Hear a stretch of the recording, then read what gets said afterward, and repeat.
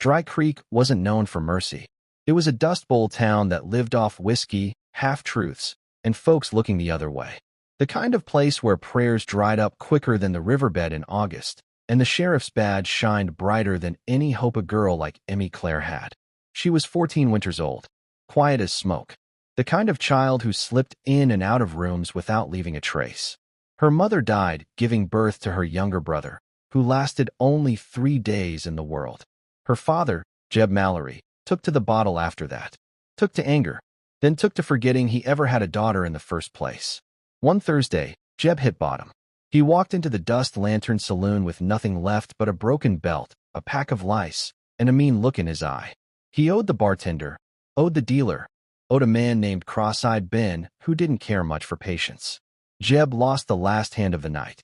And when the saloon got quiet, when all you could hear was the fly buzzing near the lamp, he pointed a dirty finger at Emmy, who'd been waiting outside.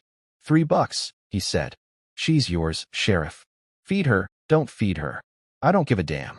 Dale Croom, the sheriff of Dry Creek, leaned back in his chair, poured himself another drink, and laughed.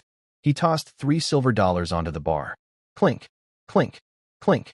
Emmy stood there, frozen. Jeb didn't look back at her, didn't say goodbye, just stumbled out into the dark. The sheriff took her by the wrist. Not rough, not gentle, just like a man picking up a thing. No one stopped him. That's how things were in Dry Creek.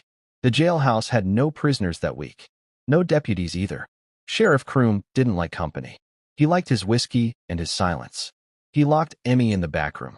A cot, a bucket, a cracked window with a view of the gallows post.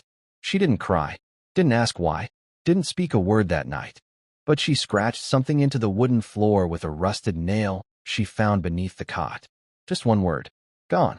She scratched it over and over until her fingertips bled. Sheriff Croom wasn't cruel because he had to be. He was cruel because it was easy. He'd come home drunk, knock over his chair, laugh at nothing, then point to Emmy and slur. Ain't you lucky? Sheriff's girl now.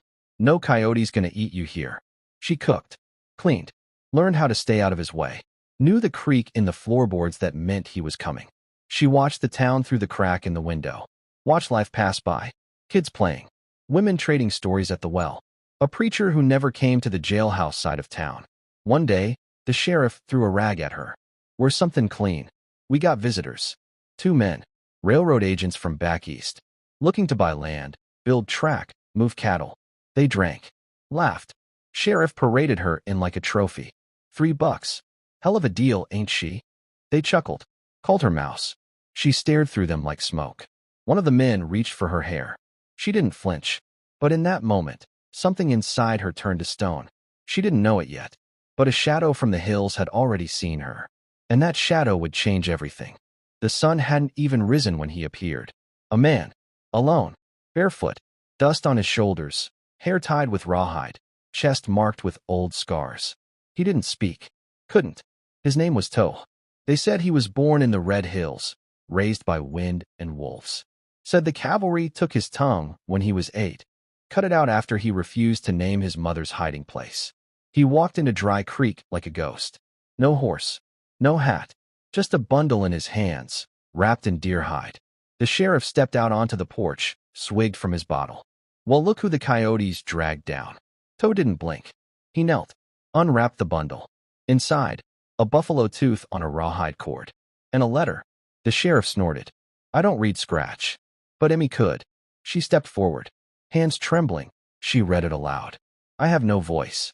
I have no gold. My wife died giving me our child. All I have is this tooth, from the beast that fed us last winter. I offer it to take the girl. Not to own, but to protect. The sheriff howled with laughter. You want the girl? For that? She's mine, Redskin. He spat in the dirt. Toe set the tooth down gently. He bowed his head, then turned and walked away. He didn't look back, but Emmy did. And in that glance, something passed between them. Something no words could hold. That night, the wind howled. Dry Creek slept like it always did, half drunk, half afraid. But Emmy did not sleep. She stared at the ceiling, heard the sheriff snoring, heard the boards creaking in the wind. And then, she heard a sound that didn't belong. A whisper, a breeze, and then flames. The jailhouse lit up like a lantern. By the time townsfolk ran with buckets and shouts, The front was already gone. Sheriff Kroom was pulled from the rubble, legs burned to black, screaming like a cornered hog. He kept yelling about shadows, about a silent man, about fire with eyes. Emmy was nowhere, vanished. Some said Toe came back. Some said the girl did it herself. But all that remained was a scorched floorboard and a buffalo tooth fused into the wood. 15 years. Dry Creek didn't change much. Sheriff Kroom? Still alive, if you called that living. No legs. Half mad. Sitting in the back of the old saloon, mumbling to himself. Folks stopped talking about the girl. Just another ghost in the desert. Then one spring morning, she came back, riding a painted Mustang, boots dusted with red clay, coat flapping in the wind. She looked older, wiser. But those eyes, those silent eyes, hadn't changed. Around her neck, the buffalo tooth. At her hip, a badge. She rode through town without a word. Stopped at the jailhouse ruins. Got down. Walked to the post. Hammered the star into the old beam. Dry Creek needs a sheriff, she said. That was all. And no one argued. Behind her, a young native girl, no older than 6, held her hand. And from the bluff, watching in silence, stood Toe. Older. Still mute. Still watching. Some say Emmy became the law. Some say she became a legend. But everyone remembers the woman with the buffalo tooth. And they all know one thing. She don't speak much. But when she does, justice listens.